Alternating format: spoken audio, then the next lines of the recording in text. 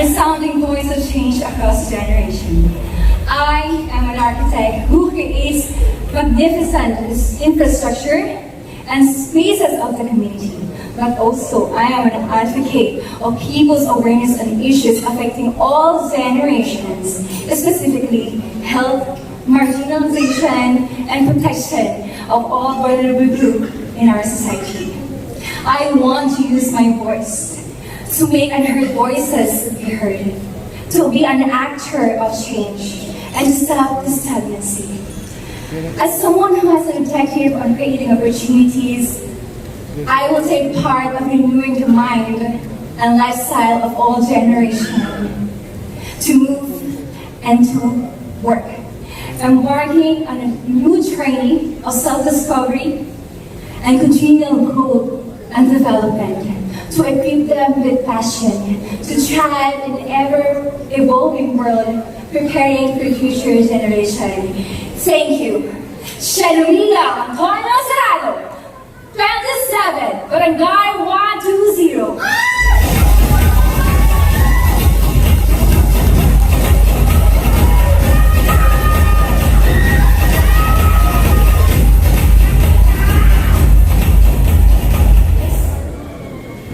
Every individual wanted clean and accessible water.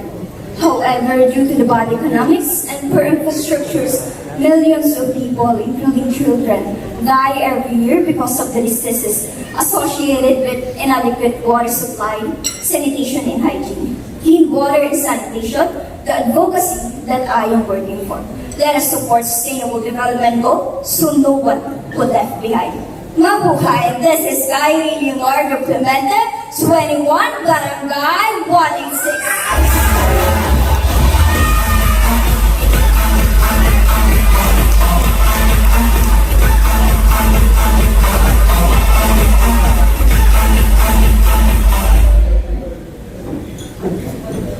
Knowledge to encourage is my advocacy.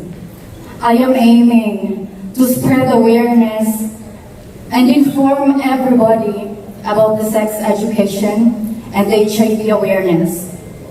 This could be done through my advocacy drive, which may involve activities in every barangay and house-to-house distribution of protective measures. As an educator, I strongly believe that if one of us is knowledgeable enough with a certain matter, then we will be able to encourage one another. Angela Sagum de Ganesha, 24, Barangay 162.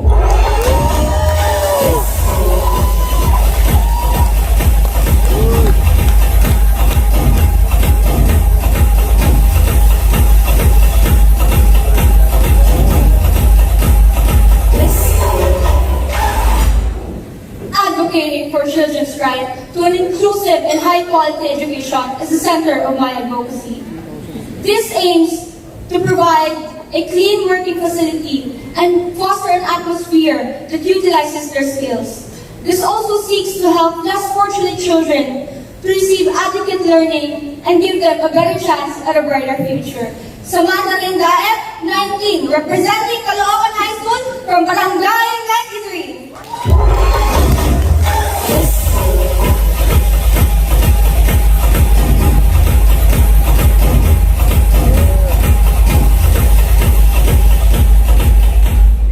Growing up, I was taken care by my aunt who belongs to the mute and deaf community. I have witnessed how talented she is despite her condition. Since then, I have thought that opportunity should not end for only those who can speak and hear.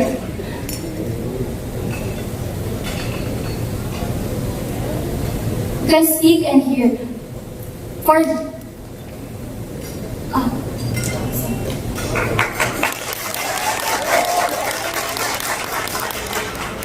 For this opportunity, I want to establish an advocacy about empowering silence, developing skills, bridging possibilities for the deaf and mute community. I aim to establish an organization providing a platform for skill enhancement, self-expression, and employment opportunities for the deaf and mute community. My goal is to break barriers from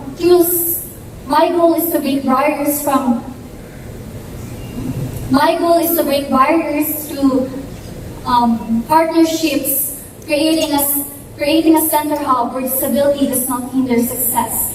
LJ Bombastel and Son, 21, Barangay 176.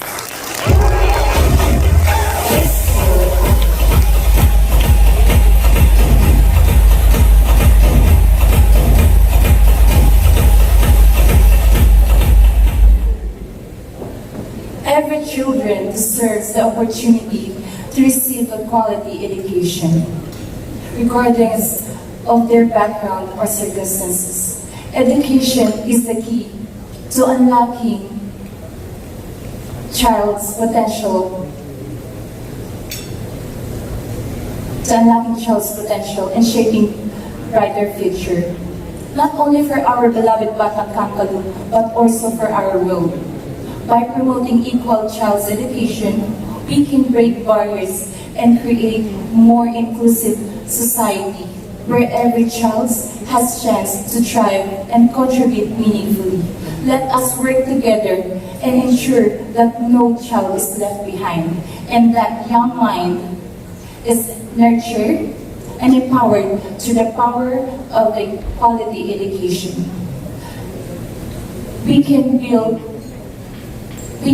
brighter future and the educational journey of a child with field of love, opportunity, and support equality for every children.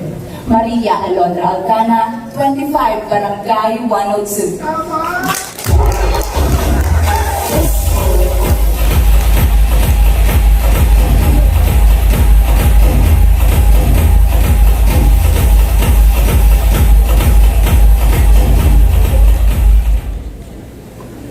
As a cadet officer, I would like to contribute and encourage the development of our mind to be equipped with the knowledge, skills, and communication to make a difference with the aid of ROTC. Being an ROTC, which has leadership,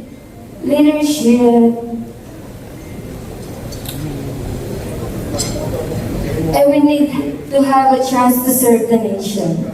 Ashley Jane Manangan, 18, Barangay 59. I represent Divine Mercy College Foundation.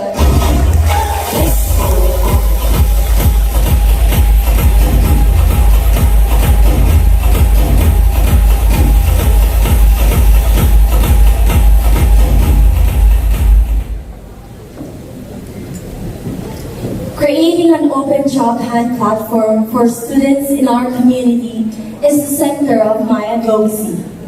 In 4 years of being a working student, I have learned the significance of part-time job for my future success and education. And now, I want to be the voice of each and every student in our community who's having a hard time pursuing their work over their dreams.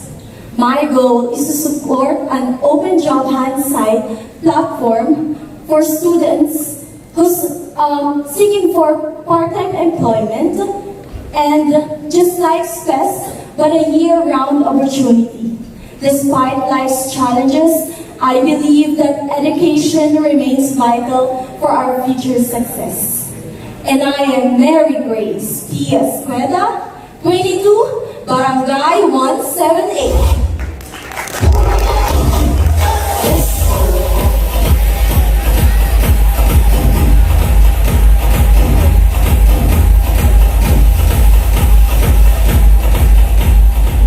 Everyone. So as a student of Far Eastern University studying tourism, I realized how it is important to be advocating for our own local heritage. Living in the city for almost a decade, I witnessed firsthand how the younger generation seem to forget or ignore about the richness of our culture. That's why I am here, standing in front of you as an advocate of cultural and heritage preservation of our beloved city, Caloocan. And as a tourism ambassador, with all my passion and determination, I will use this microphone as my only weapon to encourage every batang Kakalu to maximize the use of technology and use their talent and skills into promoting what our city has to offer. In that way, we can have a greatest contribution to our cultural legacy. After all, pageant isn't just about glitz and glamour. It's about heart, service, and a purpose. And my purpose is to be the voice for something greater than myself, which is the soul of Caloocan. Brilliant Andrew Sigsimon, 20, Barangay 143.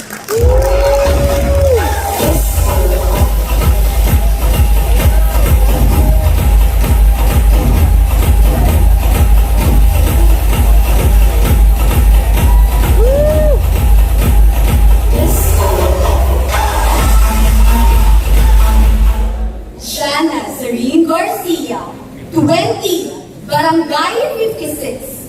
When I was a child, I experienced unhealthy livelihood and poor community. So now, I will break that stigma because I believe that less fortunate children can be able to learn something that will help them in the future. Again, I am Jana Zareen Garcia, and I am dedicated to help and to be the voice for the voiceless.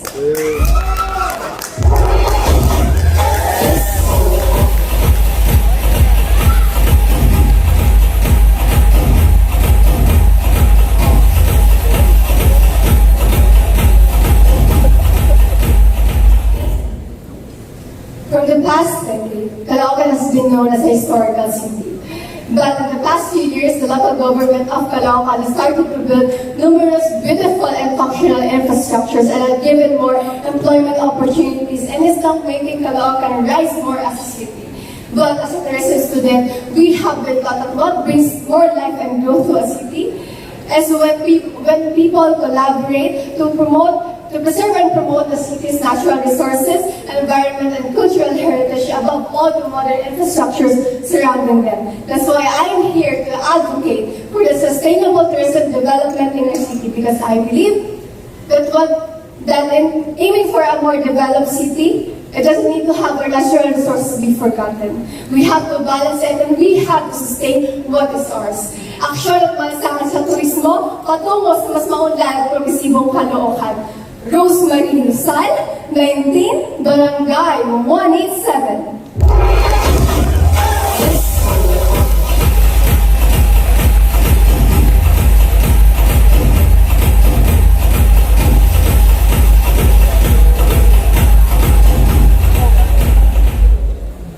Advocating the diversity that include people with disability. And it so sounded relatable to my life since my grandmother was a PWD who made her life successful and nurturing herself by constructing herself to do what is good for her. But I do believe if I will give it a chance to use this platform, I will break the stigma and stereotyping concept towards the people who with disability. And I believe that people with disability should have given a chance to have their own opportunity and rights for themselves. Again, Chariel Bernardo Gala, 21, Barangay 167.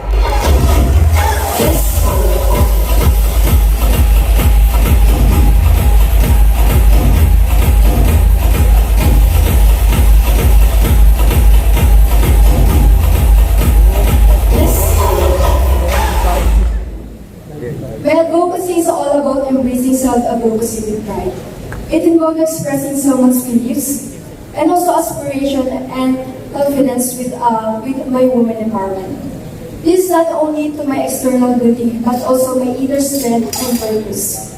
My name is Pia Alexa Yamata 19, Barangay 156.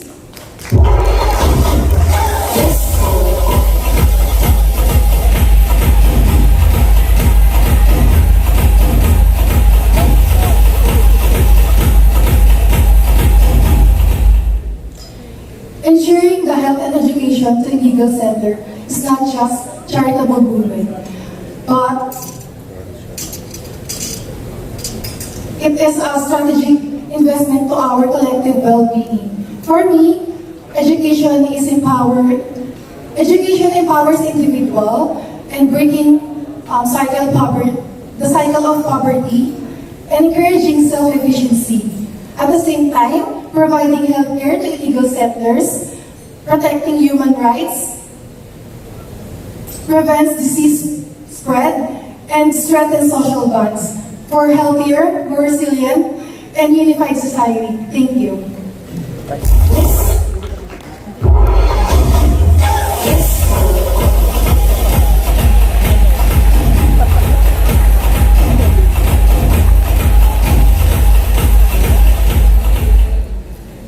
My heart beats for the empowerment of children and women, for I firmly believe that our youth hold the key to a brighter tomorrow.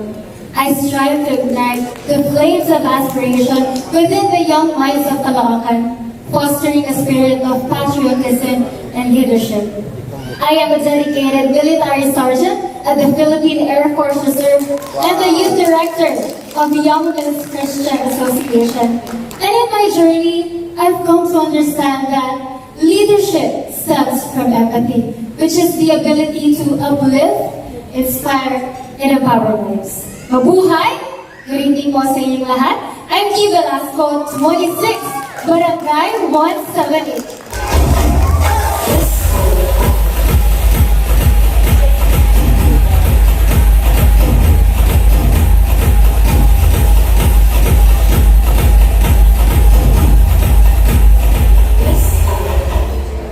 As a medical technologist, my advocacy focuses on HIV awareness and proper hygiene practices.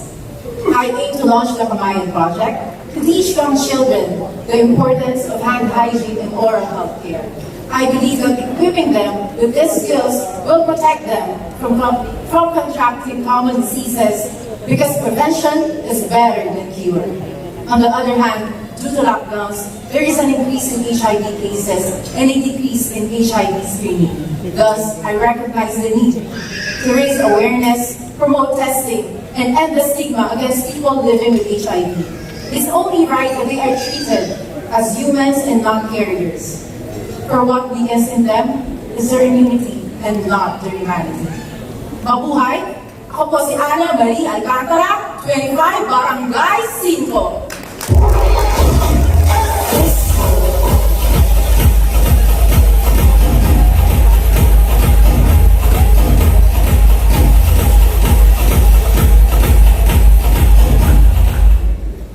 As a Red Cross youth volunteer, a Philippine Army reservist, and a researcher, I believe that the youth are the future of our country.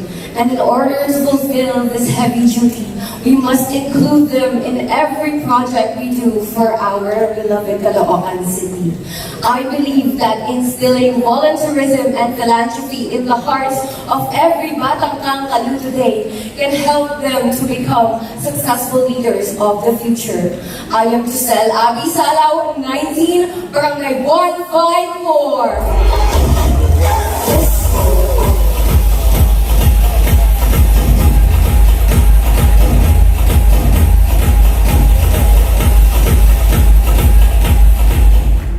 To move forward, we have to unlock the youth's potential. As an advocate of youth empowerment and as a member of Explain Philippines, a national non-profit youth organization, I strongly believe of the power of the youth to safeguard news and factual information. This also includes the nurturing and development of young campus journalists and recognizing their greatest contribution in the society, which is to create and foster a community of well-informed citizens. The empowerment of individuals does not end with the amplification of their voices, but rather their greatest contribution to the improvement and betterment of our society.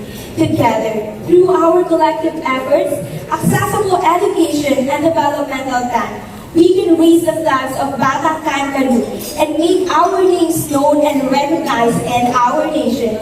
Good evening, everyone. My name is Richie Cassandra Lim, 18 years old, proudly representing Barangay 177. Pleasant evening, everyone. I, as a banker, believe that human connection is the heart and soul of our mental health. I believe that the social norms associated with the expression of emotions with weakness can create a barrier for people to be acknowledged. Creating a free space to anyone or everyone can help us break this stigma. Always remember, caring starts at your own homes. Mabuhay! Region Mary Nares Suarez, 26, Barangay 176.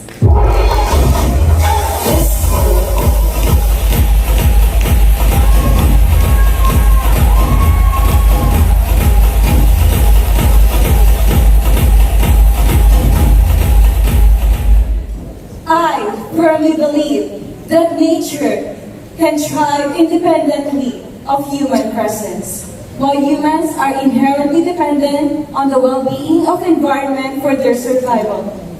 As a sangguniang kabataan, kagawad of our barangay, overseeing the Committee of Environment, I am inspired to be an advocate for the environment. I want to raise public awareness.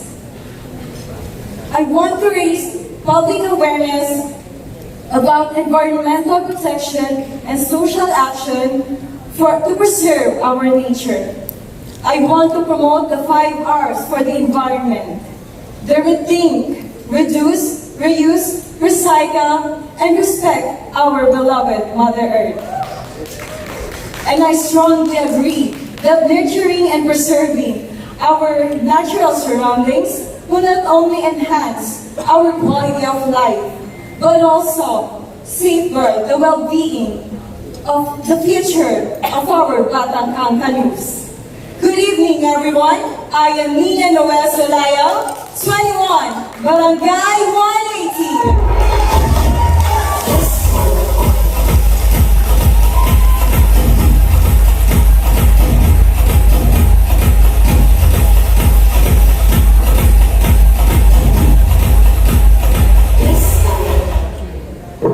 I would fulfill my purpose of serving people less privileged than we are, to increase awareness of volunteering to help those less fortunate, homeless, or the poor.